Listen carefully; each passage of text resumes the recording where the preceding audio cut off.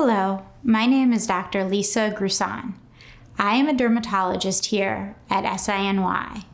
I would like to provide you with some information on phototherapy. This treatment uses a specific wavelength of light to decrease skin inflammation. It is painless and non-invasive. In a few short sessions a week, it can be used to improve many skin conditions, such as itch, eczema, and psoriasis.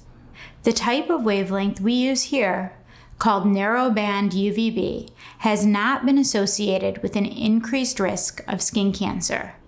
Your dermatologist here at SINY can evaluate you to see if this treatment is appropriate for you.